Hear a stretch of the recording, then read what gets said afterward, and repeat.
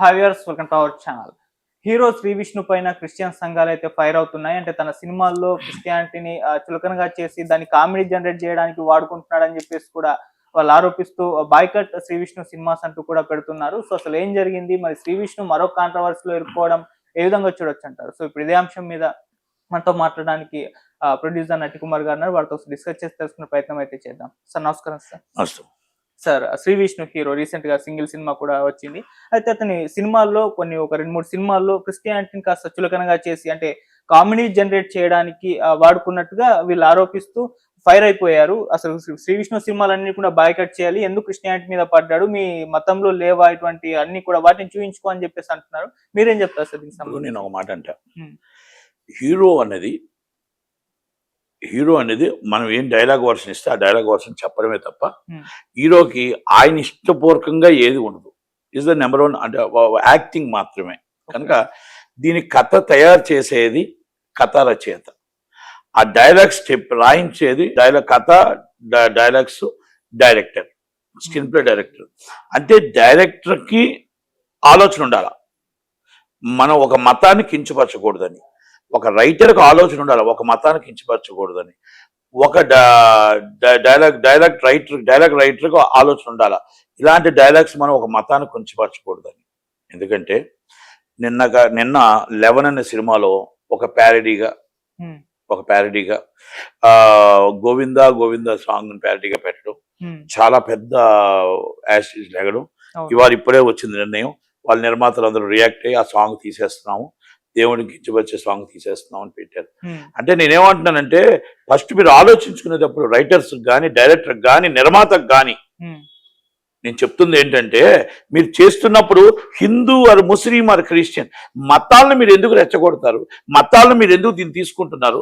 మతాల్లో నుంచి మీరు దేవుణ్ణి ఎందుకు కించపరుస్తారు అని డైరెక్టర్కి తెలీదా? ప్రొడ్యూసర్కి తెలీదా? రైటర్కి తెలీదా? హీరో అనేది is a part of the acting మాత్రమే.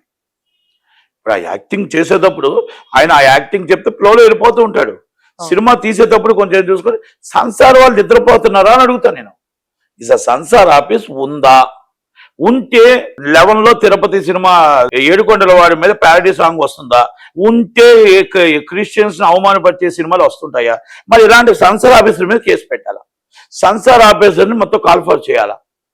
సెన్సార్ మెంబర్స్ని కాల్ఫర్ చేయాలి. మీరు సెన్సార్ ఎందుకు చేస్తున్నారు? మానేయండి సెన్సార్ చేయడం. ఇంకా ఏదో మీకు మొత్తం టోటల్గా మెప్పు వస్తుంది, మీకు ఏదో బ్యాక్గ్రౌండ్ నుంచి ఏదో వస్తుందని చెప్పేసి మీరు సెన్సార్ చేయడం అనేది నాట్ కరెక్ట్. సెన్సార్ చేసిన సినిమా బయటకు వస్తుంటే ఇంత గొడవలు జరుగుతుంటప్పుడు ఒక మతాన్ని కించపరుస్తున్నారని ఒకరు అంటున్నారు, ఒక మతాన్ని కించపరుస్తున్నారు ఇంకొకరు అంటున్నారు. మీరు నిద్రపోతున్నారు అని అడుగుతున్నారు censor office. Central censor board అంటే ఎక్కడికి వెళ్ళిపోతుంది? మీరు శ్రీ విష్ణు గారిని బ్యాన్ చేయడం కాదు, సెన్సార్ మొత్తం సెన్సార్ ఆఫీసర్ మీద కేసు రిజిస్టర్ చేయాలి. ఇప్పుడు వాళ్ళు కూడా ఇప్పుడు ఏడుకొండల వాడి మీద ప్యారడీ సాంగ్ యాక్సెప్ట్ చేసినప్పుడు కూడా వాళ్ళ మీద పెట్టమన్నారు కేసు. అంటే ఇవన్నీ వెరీ సీరియస్ గా తీసుకోవాలా. సెన్సార్ యాక్టింగ్ లో లేదు.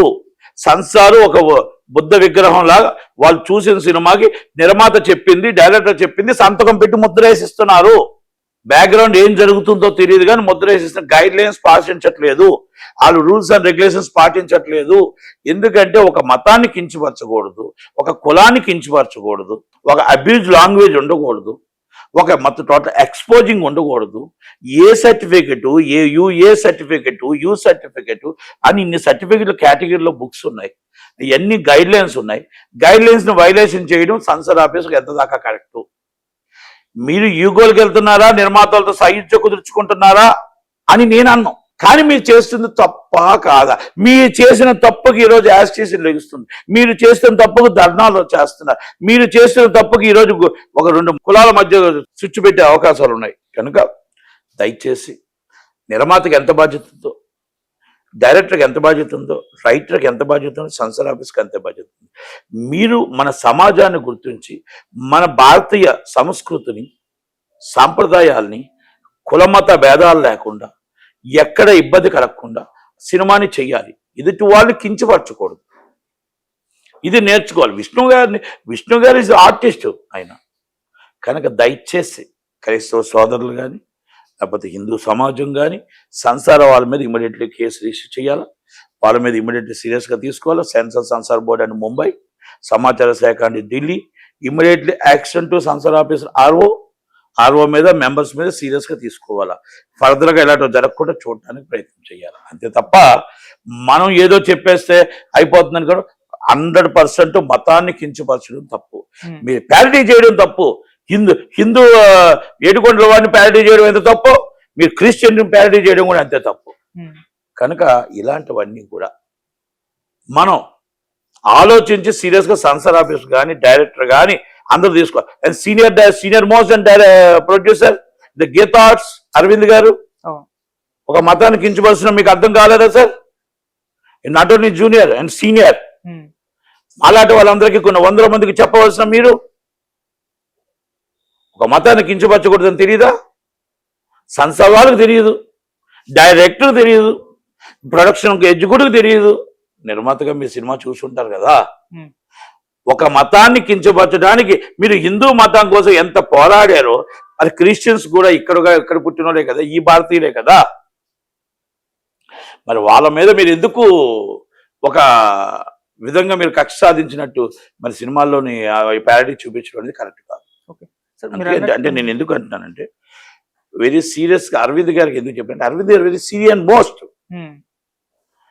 ఒక 50 సంవత్సరాల చరిత్ర ఉంది ఆ సంస్థకి. ఆ సంస్థ పేరు పోకూడదు. కొత్తవాడు చేశాడంటే తెలియక చేశాడు. Very senior most is banner. కనుక ఆలోచించి నిర్ణయం తీసుకోవాలి. డైరెక్టర్లు కూడా మీరు కథ రాసేటప్పుడు కానీ డైలాగ్ వర్షన్ రాసేటప్పుడు కానీ కుల మతాలను మీరు కించపరచకుండా చేయాలనేది నా ఉద్దేశం. దయచేసి ఇంకొకసారి రిపీట్ కాకుండా చూడాలి.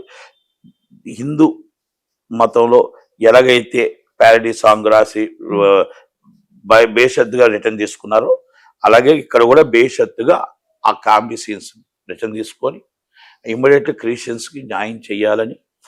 Hindu or Muslim or Christian అందరం భారతీయులమే, ఇక్కడ పుట్టిన వాళ్ళమే. ఎవరి నమ్మకం వాళ్ళది. ఒకరికి యేసు ప్రభు నమ్మకం ఉంటే ఒకరి హిందూ ఏడుకొండల వాడి నమ్మకం ఉంటే ఒకరి అల్లా నమ్మకం ఉంటుంది. దయచేసి ఆ నమ్మకాన్ని మనం దెబ్బ కొట్టకూడదు, ఆ నమ్మకం మీద మనం మాట్లాడకూడదు. దయచేసి ఎవరి ఇష్టం వాళ్ళది.